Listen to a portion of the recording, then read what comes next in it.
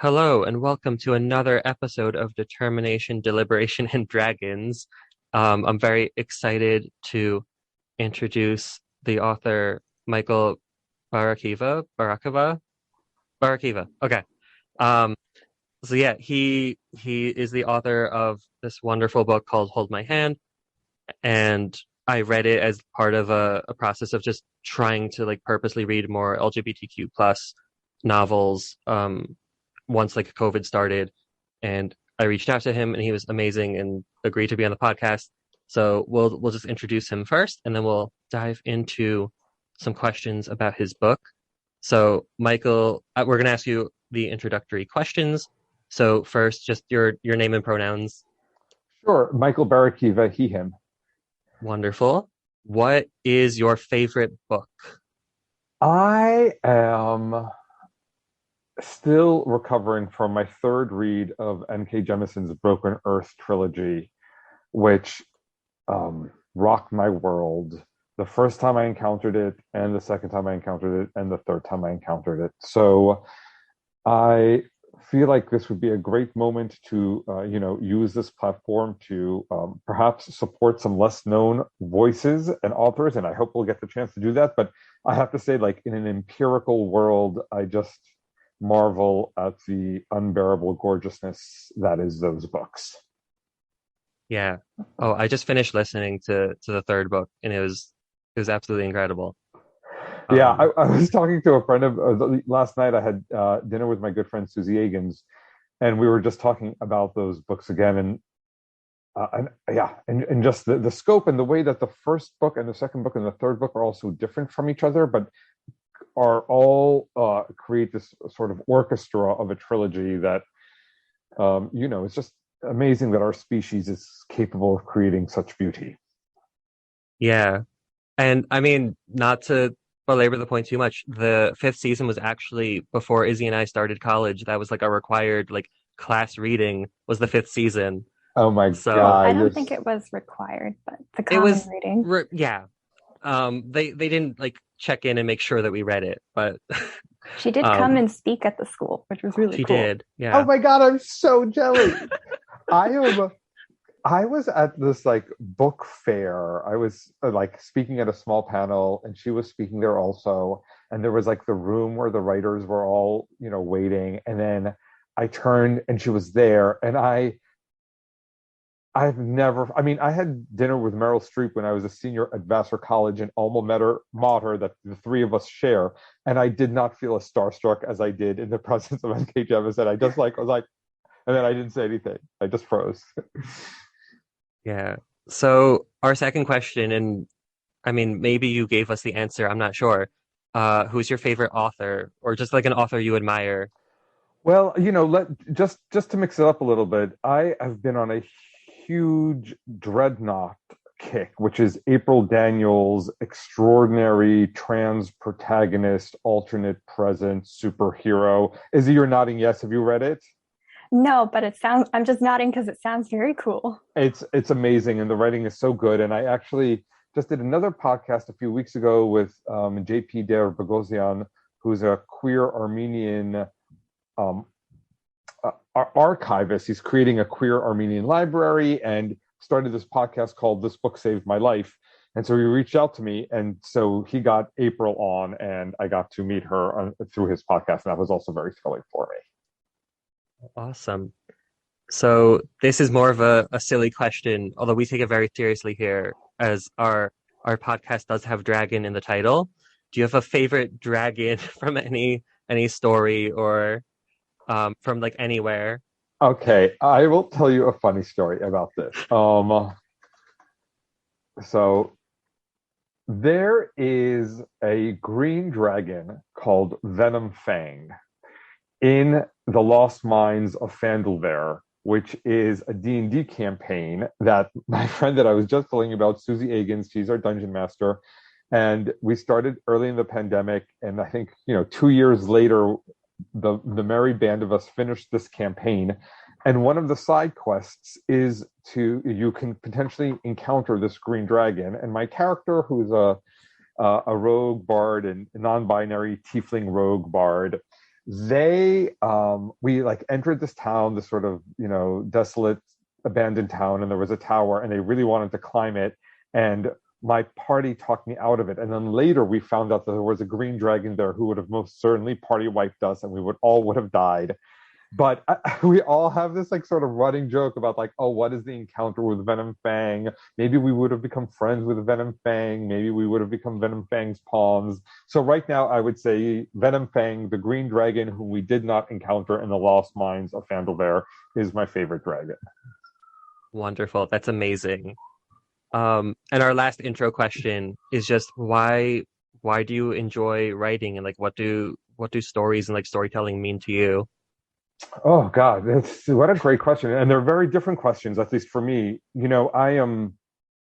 I came to writing after I've been a theater person my whole life. So I directed plays in high school. I was a drama English double at Vassar. I went to Juilliard's directing program immediately thereafter, and I've run theaters and founded theaters.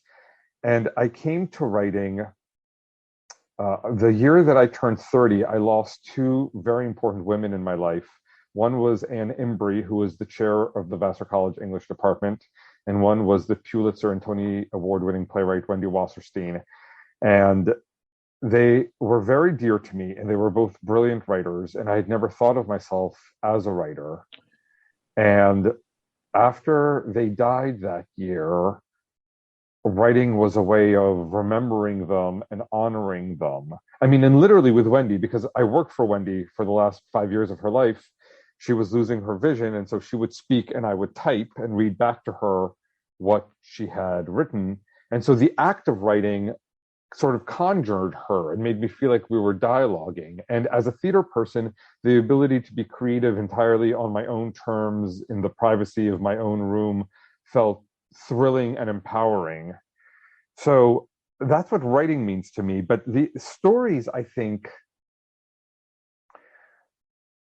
are the way that we process the world.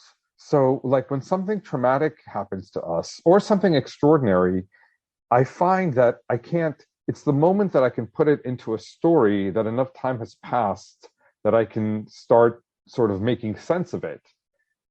And I think that's why we crave stories, is because it is the way that we process everything that happens in our life. And unlike life, stories have structure and format and resolution, and we want that, and we don't always get it, but we can find it in stories, and that is satisfying. I love that answer, especially just the way that those two people like influence your writing and that process. That's amazing. Yeah, before we started, I mentioned to you that I've just returned from my 25th reunion at Vassar, and Anne has a beautiful little tree by the library. And my favorite part of reunion, it's like on the way to Raymond.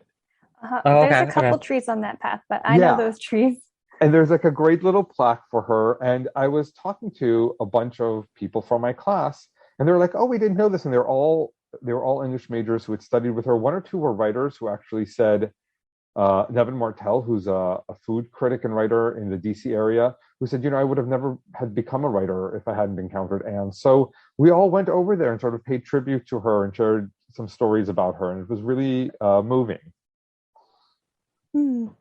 That's incredible. Yeah. I mean, I know for me, like when I write, basically every character is a person who I've met or is based off of a person I've met. And like I don't think I could write, not that I'm like a published author and I've done anything incredible yet, but like even the stuff that I have done, like I don't think I could have done it like without just the people who I've met in my life and have had relationships with. Yeah, Yeah. totally. And also, you know, I didn't start writing until I was 30, so you're already ahead of me. And anybody who is writing is already doing it.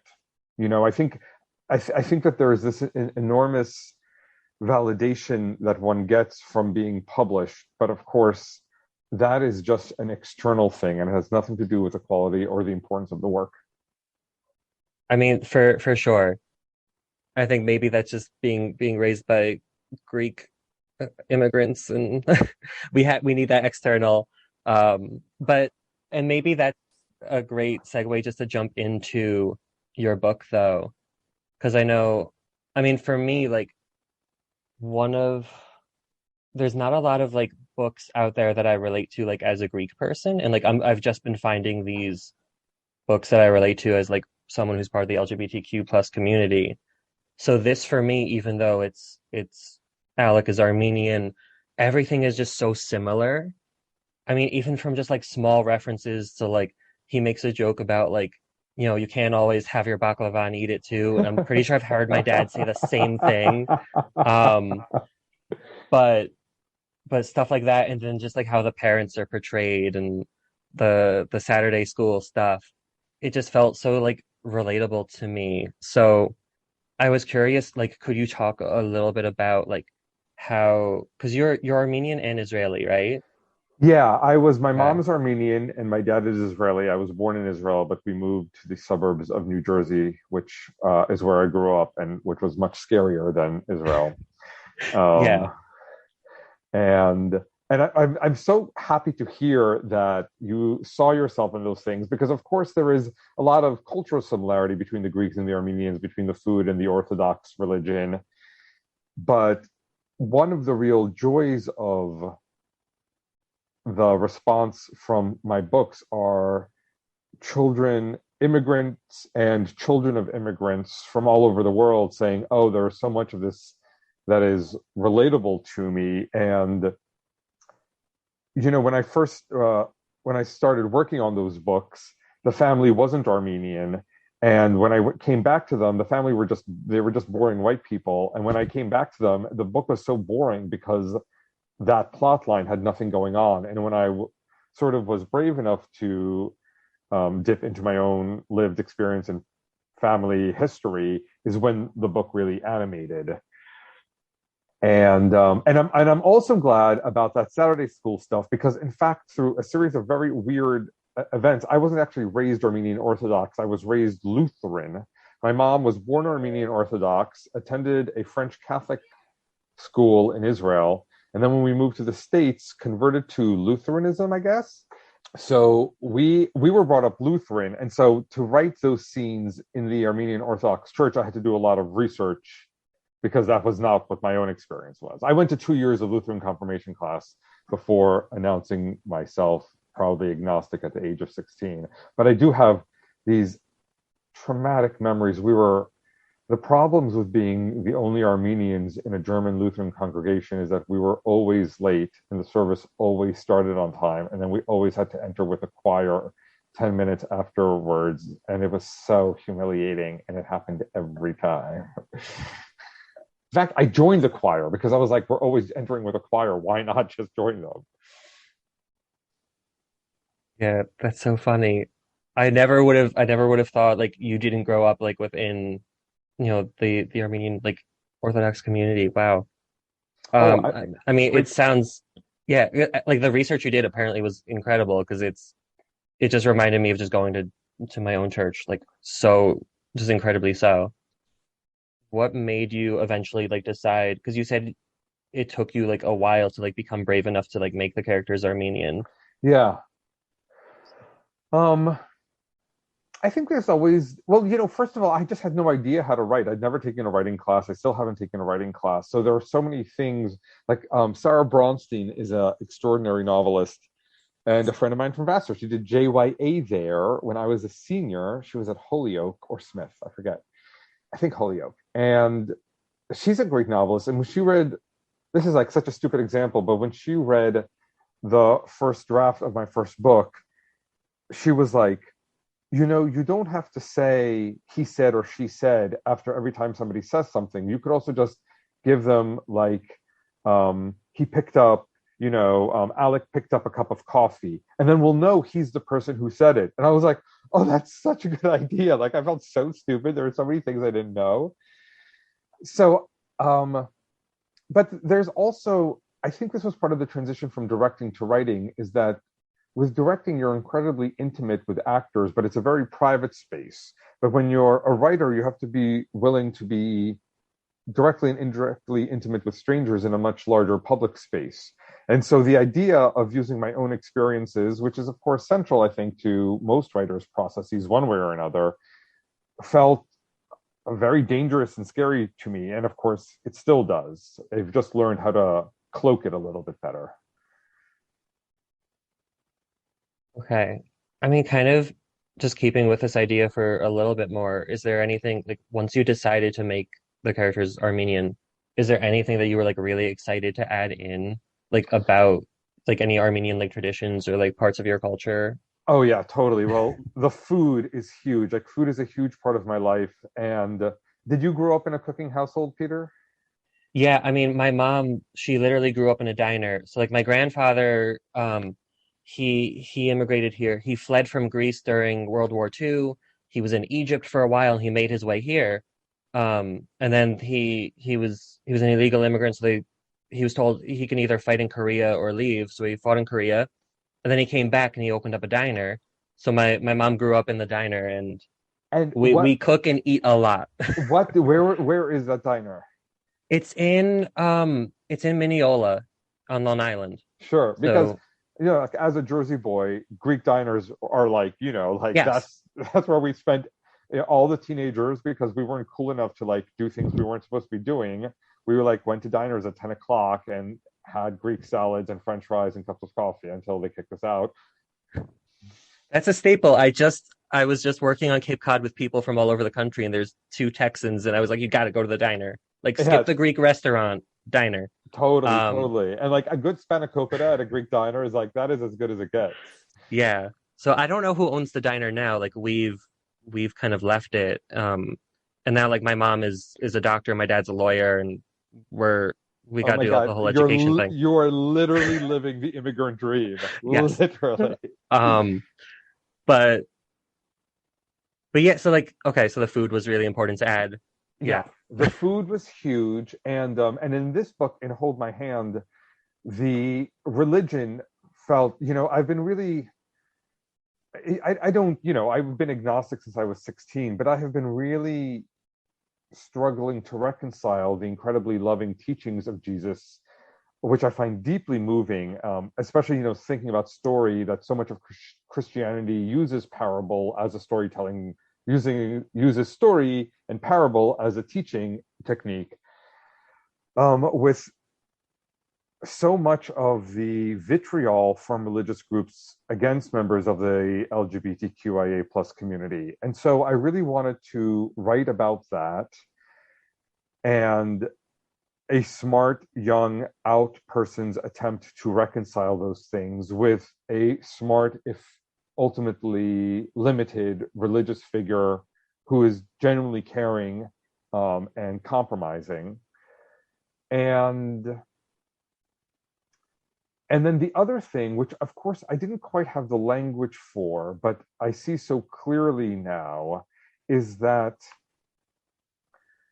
because of the genocide committed by the Turks against the Armenian people between 1915 and 1921, because that genocide is unacknowledged, there is a fascinating intersectionality between erasure of queer people and the unacknowledgement of that genocide, which I had never thought about in my life until I started writing that book. And I find, the book that I'm working on now is called These Precious Stones, and it's a multi-POV, contemporary, young adult, epic fantasy, queer protagonist extravaganza. And I'm finding so much when I look at the science fiction. I mean, and I love that dragons are in the title of this podcast, and that was one of the questions, because I grew up on science fiction and fantasy, and one of the most painful things to have to come to terms with in that genre is that the depiction of queer people in that genre is either villainous, like the entire decades of Disney movies, or there is just erasure. And when things like Star Wars or high fantasy books, when they choose not to include a single queer character, it is like choosing not to include a BIPOC character or somebody who does not identify as a cis male, that what you are implicitly saying is that this is not a natural thing, and if it were a natural thing, I would include it in this other world where our species exists. So that kind of erasure is deeply violent to me, and it is in some way, in my psychic landscape, similar to the Turkish erasure of the Armenian genocide. That's a really incredible parallel that I've never thought about before. Yeah, and I wish I'd been Yeah. smart enough to think about that before I was writing it, but I only discovered it in the writing of it.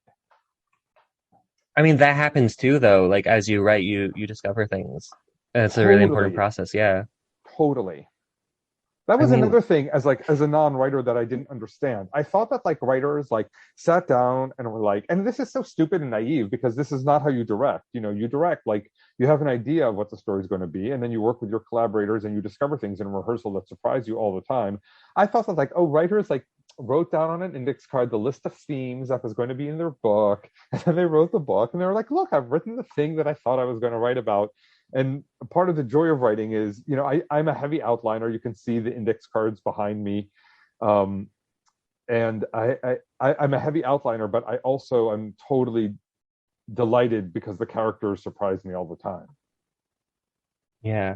I mean, it just reminds me so much of my own writing process. Definitely. What about it specifically?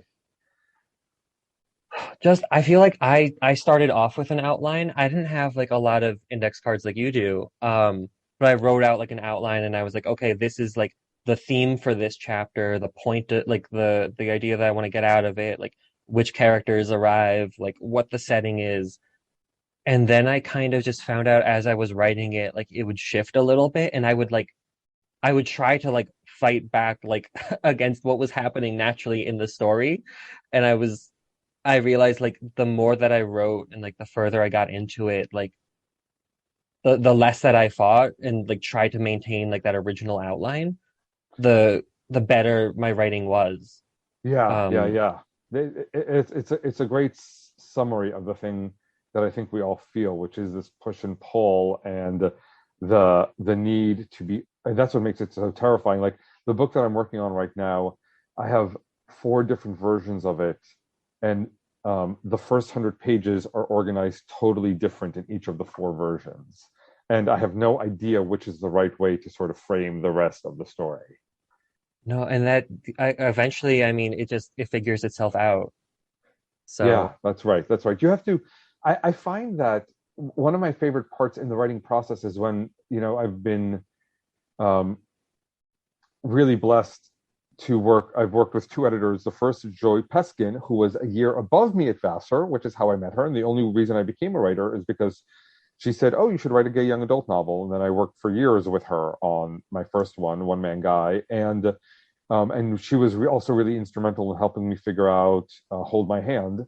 And this next one, which is because it's fantasy and Joy doesn't like genre so much, she hooked me up with Trisha de Guzman, who's also at FSG Macmillan, um, and incredible. It's that process of working with an editor is really thrilling and mind opening. And one of my favorite parts in the writing process is when I've handed a manuscript to them and they're looking at it for a few months and I get to forget about it and I direct a play and I work on other things and then I come back to it and I can sort of look at it as if somebody else has written it, and I'm very critical in that way, and so I sort of I think of myself as investigating, what is in here that I didn't know was in here, what is in here that the writer didn't realize they had put in there, and how can I sort of bring that out and reveal it. yeah, I mean that's exactly what we do on the podcast. I will share. I wrote my book. I shared it with Izzy, and we go chapter by chapter. And Izzy has just given me such amazing comments, and half the time I had no idea the stuff that she said was even in there. And I know the writing. I mean, just as your writing got better, with the help of the editor, my writing would not be nearly where it is without Izzy. So Yeah, it's very intimate. yeah. And in fact, there's a writing podcast that I've been listening to called Writing Excuses, which is specifically for science fiction, fantasy, and horror. and the hosts are amazing. And a few of the segments, they've referenced alpha and beta readers. And so, I had never thought about this, but of course, I'm a theater person, and I know the importance of having trusted colleagues into the final run in the rehearsal room, and the value of previews and talking to audience members afterwards about what their experience was. And so a year and a half ago, I did it, and I did this process again, and that's just finishing up now, which is that I sent a manuscript out to 20 or 30 people who all volunteered. Many of them were people I knew, but some of them were just readers of mine from social media, who responded to the call to action. And then I created a Google survey for them with really specific questions. And there's always a section which is like, tell me anything you want to tell me about the book. But depending where I am in the process, there are like 8 or 10 questions that I really need specific answers for. And using these readers is extraordinary. And inevitably, they will surprise me with their insights and wisdom and perception and responses. Yeah, absolutely. So Izzy, you have a great question. I feel like we've talked a little bit about the Armenian, Greek, and church stuff, and I might get back to those. But Izzy also has a question. If you're ready, Izzy?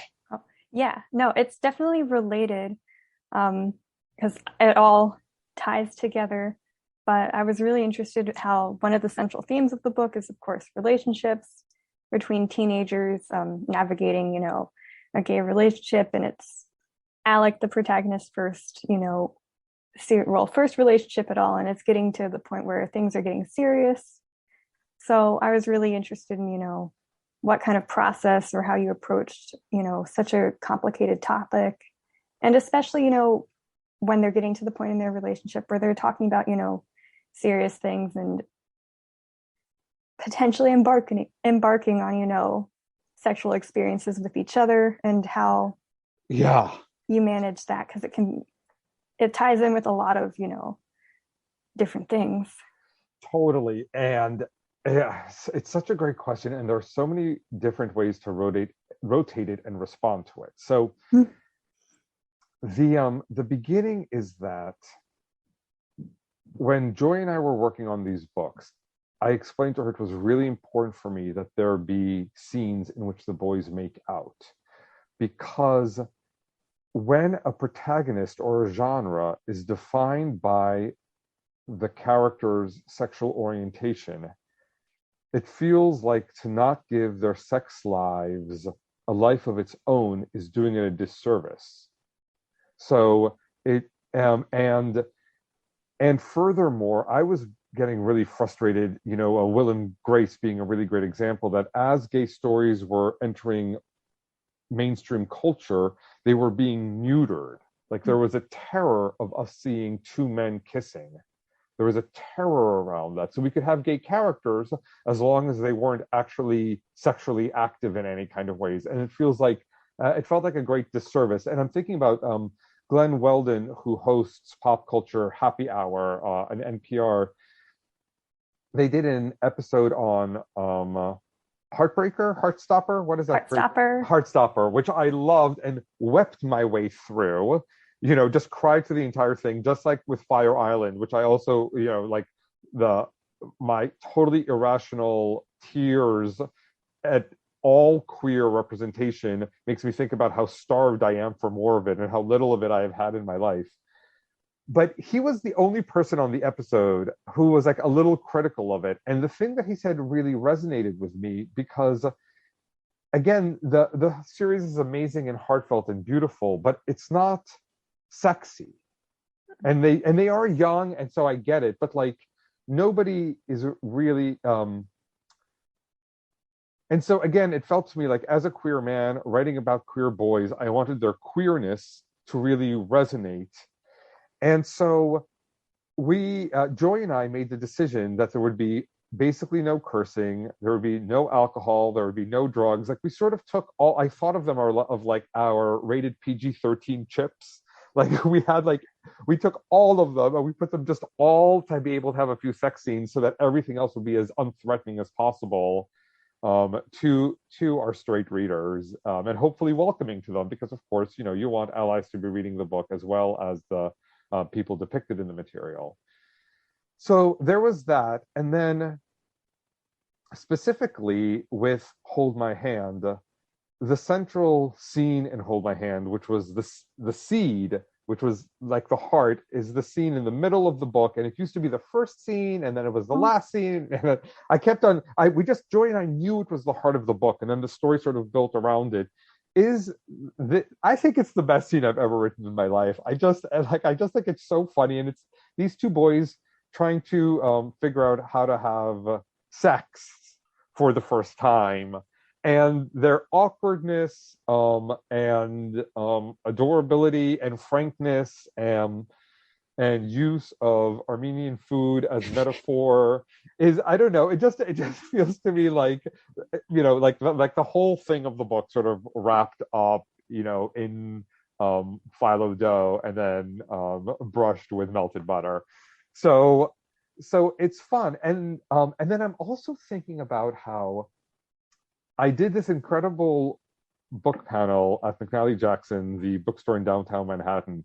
And the people in the panel were amazing. It was Adam Silvera, Becky Albertalli, who, of course, wrote Love, Simon, wrote Simon versus the Homo Sapiens Agenda, which is the book that Love, Simon, and then the spin-off Love, Victor were based on, Dahlia Adler, and we're all queer YA novelists, and there was a question about sex, and then that's all we talked about for an hour, was like, how do we write sex scenes, and what kind of sex scenes do we think about including and not, and it is a really hard thing, especially in a society like ours that has so much shame around sex, to figure out how to do, of course that is amplified when you're in a queer world, so to figure out how to depict it in a way that is realistic but also sex positive and celebratory, because there is, all of us who are queer have so much trauma to sort through because of the way we have been made to feel about our attractions. That was a really long answer to that question. I hope I got it. Yeah, no, that was really great. I definitely think there is a push and pull between like centering sex and then also centering like what does it mean to be in a relationship and in relationship with someone, and where does sex fit in with that? Yeah. And you can see them negotiating, the protagonists, Alec and Ethan, figuring out like, if we don't have sex, are like Alec's doubts about it and like, am I being a good boyfriend and everything, really I'm sure are really relatable for a lot of people. I hope so. And I'm thinking, a dear friend of mine told me they couldn't finish that book because the anxiety that they felt, as one of the characters has had sex before and the other one has not, and the character who's sexually experienced would like to have sex and wants to be able to talk about it in a way that is sex positive and not pressuring. But this friend of mine said, it just, like, I was in that situation where somebody I was dating who I really liked, I felt like they were pressuring me to have sex before I was ready, and the book made me too anxious and I had to put it down. And I get that, like any response, any authentic response to the material is an authentic response, but I'm interested in the awkward and the hard and the tricky things, which is like, well, how do you talk about that in a relationship? Yeah, no, it was a wonderfully awkward scene, and I don't think I can look at pita bread the same way. It was I feel that way about kebabs. Okay, I have another question, just keeping with like the characters and their relationship. Izzy and I were talking about this, the the theme of like forgiveness in the book. And Yeah. ultimately, like Alec needs to, I think he decides to forgive Ethan to some degree. And like Izzy and I think we feel a little bit differently on whether or not they actually get back together at the end. Um, Hmm. and whether or not they should get back together. Totally. So I'm curious, like, what your thoughts are about that, and like, you know, are you happy with like Alec's decision at the end and like where he gets to as a character and that whole situation? God, it's so great, and I'd love to hear where the two of you disagree, because I'm interested in these areas of discomfort and healthy conflict. Um, it's very interesting. A lot of my readers are very angry about the way that book ends. And they are not shy about expressing that in their Goodreads reviews, which is also fine for me because, I have been a theater artist my whole life, and I like the dialogue. Again, any authentic response to the material is an authentic response. And I have a lot of feelings about it. I think the primary feeling is that many of my readers who are high school or college age, and I remember this about being that age, it's much easier to have a binary morality when you are young and you think somebody did something bad and that should be the end of it. They should not be forgiven. And I have never cheated on anybody that I've been with. Obviously, I'm just not wired that way. But of course, I've done horrible things to people and have had people do horrible things to me.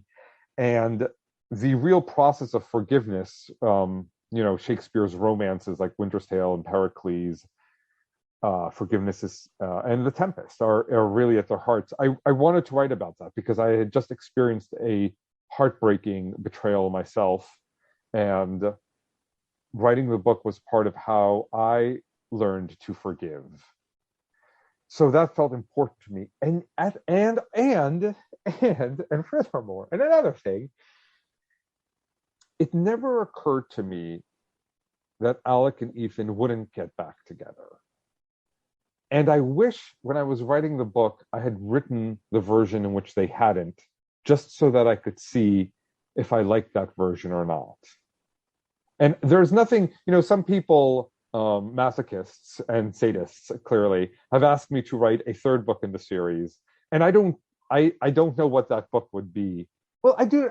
When I think about that, the only thing I can imagine, which is probably the reason I would never write it, is them running into each other 10 years later. And who would, they would have broken up a few months later, like high school romances do, and then they would have gone their separate ways. And maybe that would be interesting for me to write. I don't know. I don't think so. It would have to be about more than just that. But I don't need to write a third book in this story. But I do wish I had written that ending so I could have just sat with it and seen what that was. But I guess I feel like we have so few happy queer romance stories that I didn't even want to entertain that. Where do you two disagree? I'm dying to know. Tell me. I definitely was upset that they got back together. How come? I think I kind of agree with Alec, like at first, where he's like, "Oh, Ethan has betrayed me in such a dramatic way. Like, how can I trust him?" And then I think the second lie too, where he says that. Oh God. Yeah. Oh no, I know. Oh, it's horrible. So it was just rough, and I understand. Like, I don't think they should end their relationship entirely. I think like they could be amazing friends and still benefit from each other's presence. I'm just not sure getting back together in the way that they did, like at the moment that they did. I don't think that was the ending that I wanted. I think maybe a little bit more time would have been better, potentially. Sure. And I think in our emails you've mentioned like, oh, you should read One Man Guy. And I think what's been keeping me back from that is like I just don't want to see more of Ethan soon after reading this book. I totally forgot that you haven't read One Man Guy, and that actually makes me so happy because when Joy and I were working on this, we really wanted to be like a standalone sequel that did not require One Man Guy to enjoy it as a book on its own. And so when people tell me that that's their experience, I feel really happy. Even, so that's great. I mean, and this worked amazingly. Like, I mean, you have references to it, and like I think I don't need the other book in order to enjoy this one. Yeah, I definitely struggled with the Ethan and Alec relationship a little bit more. Like this book to me, I loved it so much more for the church conversations and the Armenianness of it. And I love that it is like a queer Armenian. And I find his struggle and like the challenges that he goes through like really interesting.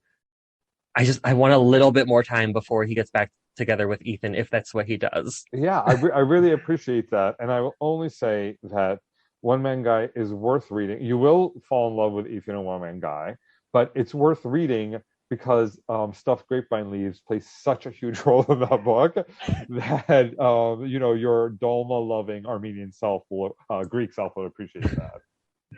Okay, I will read it at some point. I just needed a little bit of space. I get it. I hear But that. and then Izzy, like, what did you think of the ending? Yeah, I thought I by the end of the book, I was sold on that they should get back together. Maybe not immediately the way that they did, but that they were both at a point where it would be, not, an unbelievable choice to make, and that they were both growing as people so that the problems that had come up that caused them to, break up, because the whole cheating and everything was symptoms of problems that had been arising between them and in their own, insecurities in themselves. And that because it was clear that they were both working on themselves a bit, I thought it made sense that they got back together, and that I was sold on it being, the right ending by the time I got to the end. But I was very conflicted up to that point because of Ethan. But I also do think Alec, being his age, I think reacted a little bit reactionarily, and kind of blew off his top a little bit more than maybe he would have if he'd had more experience in relationships and had been more willing to like stop and talk things through instead of storm out the way that he did. But that's also something that, just comes with experience. I mean, I guess. I mean, I'm much older than he. Maybe. I'm still waiting for that experience to come. Well, I love hearing both of your thoughts about it, and I continue thinking about it. And I also think about another thing that I think about is that should I have written it as a different kind of betrayal if it were not cheating, because there are lots of other ways to betray people. I know, having been betrayed and betrayed people in many other ways. I don't actually betray people that much, nor have I been betrayed that much. It's just a fun thing to say. But that's another thing I think about. But this is the fun thing about writing. It's out in the world, and you think about all these things, and then you try to learn and figure out how you'll do it different and better in the next one.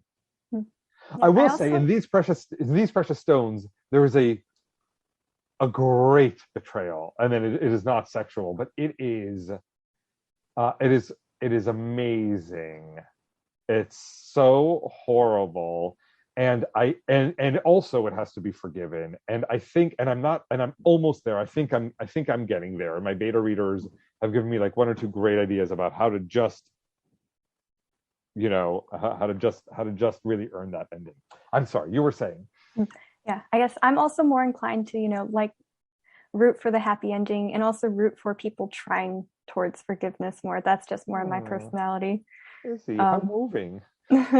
But I also did think the kind of betrayal in this book with the cheating, the fact that it was Ethan cheating on Alec with a college student who's much older. It's like, it would be different if he had been cheating on him with a high schooler, and the power difference, and also the fact that it was his previous ex. To me, it read a little bit different. Like, it was not an even playing field at all with the way that the events happened, either the previous relationship that Ethan had and then being confronted with his ex again.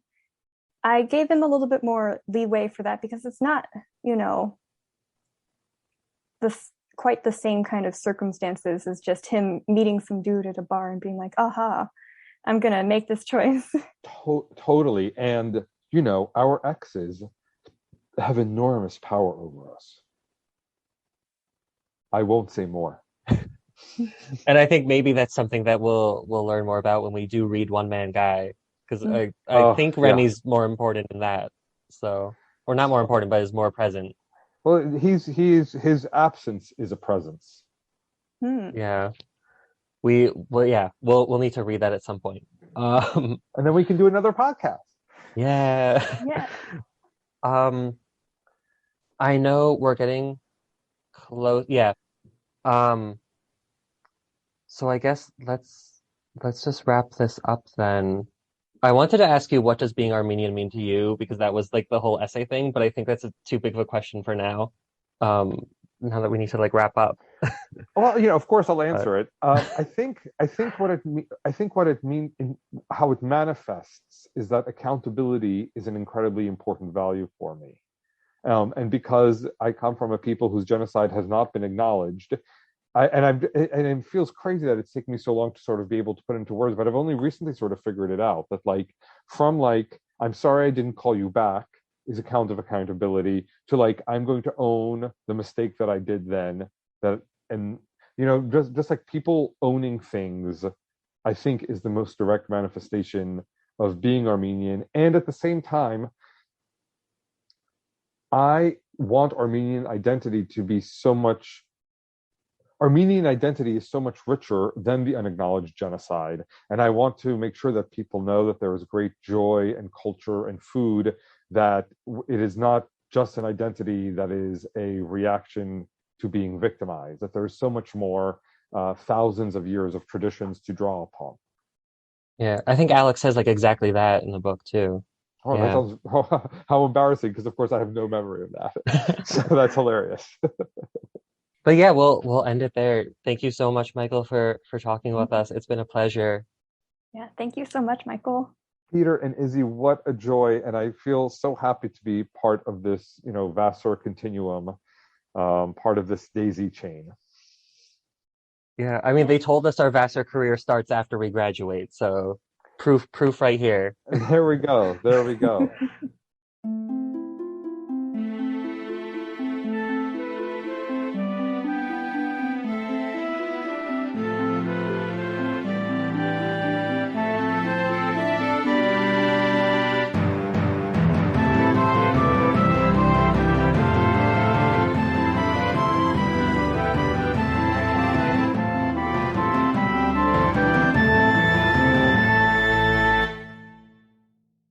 While. Mom, I'm in an interview. Sorry. That's my Greek mom. Yeah, exactly. No boundaries, no borders.